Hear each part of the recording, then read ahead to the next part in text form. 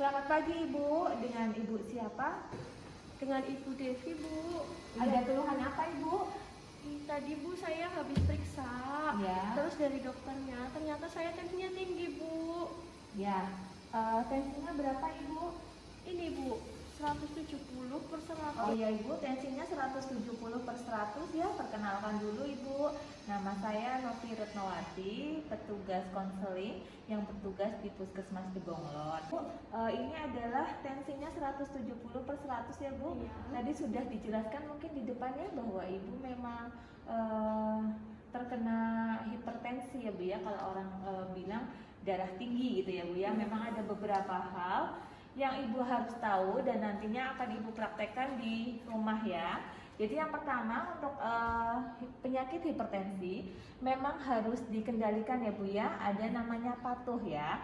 P yang pertama adalah periksa kesehatan secara rutin. Jadi sudah bagus Ibu ya. Ibu sudah datang ke puskesmas untuk melakukan pemeriksaan dan ketemu dengan dokternya gitu ya Bu. Untuk yang A yaitu atasi penyakit dengan pengobatan yang tepat dan teratur gitu ya Bu. Jadi apabila nanti Ibu setelah dari sini kemudian nanti dapat obat dari dokter, mohon untuk diminum ya sesuai dengan anjuran dari dokternya.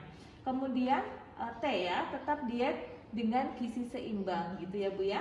Kemudian ada aktivitas fisik ya. Jadi disarankan Ibu setiap hari untuk melakukan aktivitas fisik ya, minimal 30 menit ya. Dalam seminggu bisa dilakukan 3-5 kali ya Bu ya. Kemudian hindari asap rokok. Jadi ada beberapa hal yang memang harus Ibu mulai lakukan di rumah ya maupun di tempat kerja sesuai dengan anjuran yaitu dengan patuh seperti. Gimana kalau suami saya merokok, Bu? Ibu, apabila di dalam satu rumah ya tadi Ibu menjelaskan bahwa suami Ibu merokok ya, memang disarankan Ibu untuk perokok ya, disarankan apabila di dalam satu rumah tangga maka dia merokoknya harus di luar rumah seperti itu ya Bu. Jadi tetap Ibu dan anggota keluarga yang lain terhindar dari rokok gitu ya Bu ya. Kemudian Ibu, ini juga saya yang akan menjelaskan terkait dengan pedoman gizi seimbang untuk yang hipertensi ya Bu ya. Jadi karena Ibu tadi sakitnya adalah hipertensi, maka ada hal-hal yang memang harus Ibu pahami dulu ya. Yang pertama adalah tetap membatasi konsumsi gula ya. Jadi paling tidak ya maksimal sekali itu adalah 4 sendok makan per hari ya Bu ya. Jadi Ibu harus bisa membatasi konsumsi gulanya. Kemudian yang kedua adalah batasi untuk menggunakan garam ya Bu ya. Untuk garam maksimal adalah 1 sendok teh per hari ya Bu. Kurangi garam pada saat memasak ya, seperti itu. Kemudian yang ketiga adalah batasi makanan yang olahan dan cepat saji seperti itu.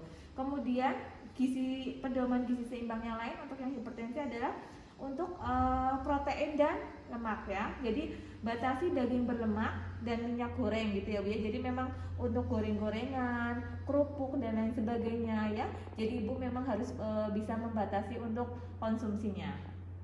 Kemudian makan ikan sedikitnya 3 kali dalam 1 minggu ya Bu. Jadi silahkan diperbanyak untuk mengkonsumsi ikan, tetapi tetap harus ada batasannya gitu ya Bu ya. Kemudian untuk buah-buahan dan sayur-sayuran ya, ini 5 porsi buah-buahan dan sayuran dalam 1 hari ya. Jadi buahnya bisa jeruk, apel, mangga, pisang, atau buah-buahan yang bisa didapatkan di warung-warung di sekitar rumahnya Ibu seperti itu.